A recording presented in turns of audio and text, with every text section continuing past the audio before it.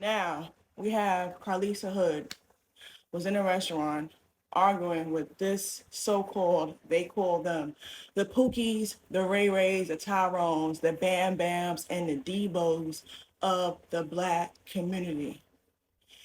They were in an argument. Nobody knows what they was arguing over. Not too sure it was arguing over food or whether she stepped in front of him or she ordered when he was standing there and she didn't let him, go first. Who knows? But I can say when he went into violent rage and punched her, not once, not twice, but 3 times, to a point where her head hit the wall and her scar fell over her head. This type of behavior is diabolical. This type of behavior is vengeful. And this type of behavior led that young man into his demise. He allowed his emotions to supersede his intelligence. Did he have to hit her? No. But at the same time, just because you are arguing with a woman, does that give you the right to go off and swing and punch her like she's a freaking man? The rage and attack that he displayed in this video was unacceptable. But it goes to show you that war is in their hearts. War is in their hearts.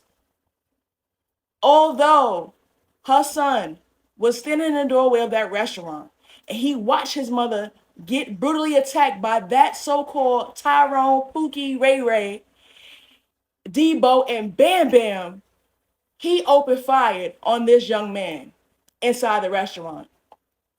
However, 2 wrongs don't make a right. When the young man was stumbling out the restaurant, and as they was walking, the mother was walking towards the car, her son decided to open fire 2 more times. And that time, it was his fatal demise. He is now at the morgue with a toe tag on his toe. Yet, we are still being executed every 4 hours across America. Violent attacks are still going on against Black women. And on top of that, they want to silence our pain and bury us with their hatred.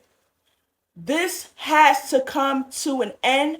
War is in their hearts.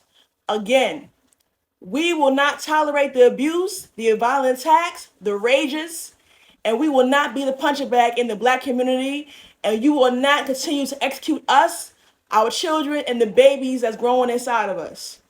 This has to end, and it must be a crucifixion and an exorcism that needs to go on in the Black community and needs a full cleanse.